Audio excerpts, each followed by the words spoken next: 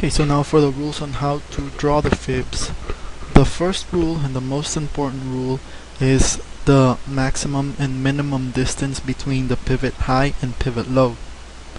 Okay, the minimum distance when trading the ES is going to be 16 ticks or 4 points, and the maximum distance allowed for a tradable 50% retracement is going to be somewhere between 7 and 7.5 points, so 14 to 16 ticks.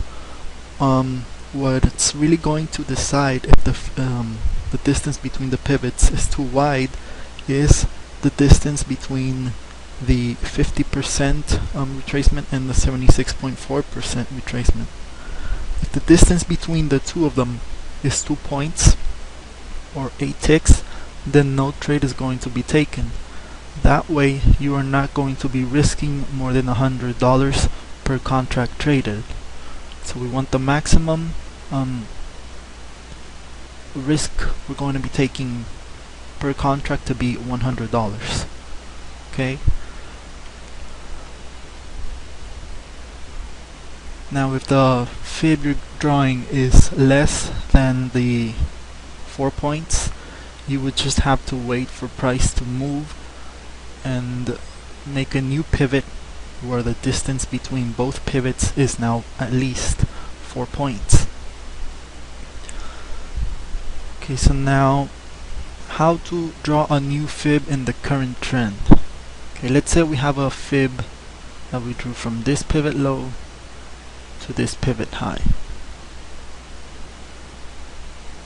Okay, so the rule states if price retraces to 50% or very close, 75% of the distance between 23.6 and 50%, and then continues the move and surpasses 0% line and gets at least halfway through the 0% to negative 23.6 price area before retracing, a new fib should be drawn. Okay, so let's stop right there and look at this fib. Price retraced to the 50% area or close to it. Now how do we determine what close to it is? Is that we measure the distance between the 23.6 and the 50% line and take 75% of the distance between the two. So if you're using just a simple calculator, you would take the distance between here and here, which is going to be 7 ticks or 1.75. Okay, then you multiply that by 0.75, 1.3125. I'm going to store that in the memory, and you just subtract that from the 23.6% level, which is 1329.50.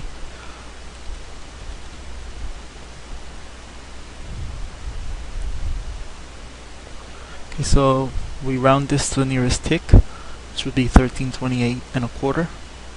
So if price had retraced to here and then bounced, then we would consider that to be close enough to the 50% retracement level to draw a new fib. Okay, and let's say price got down to here and then retraced, so none of this ever happened, and then retraced, went past the 50% level, past the 0% level, at least halfway between these two, and then retraced, then you would have drawn your new fib from what would have been the pivot low, since this never happened, to the new pivot high. However, since it did happen, okay, we got to 50%, we then move back up past the 0% line, at least halfway between 0% and negative 23.6%, and then retraced. So once it retraces back down through the 0% line, we can draw a new fib from the pivot low made close to the 50% retracement, which would be here, and the new pivot high, which was made at that time right here. Okay, so the new fib would look like this. Okay, you can erase the previous fib if you want, or I don't know, just keep it there. Just make sure you know which lines are for which fib. So this way you can know where you were coming from which fib you were drawing your new fib. Okay, so as you can see here, price retraced the 50% level. Okay, you would have been filled at 50% right here, and then it moved back up through the 23.6% level and up to 0%. Okay, so if you were trading just using one target, you would have been filled at 1330.75. If you were using multiple targets, then your second target would have been filled at 1331.50. Okay, so now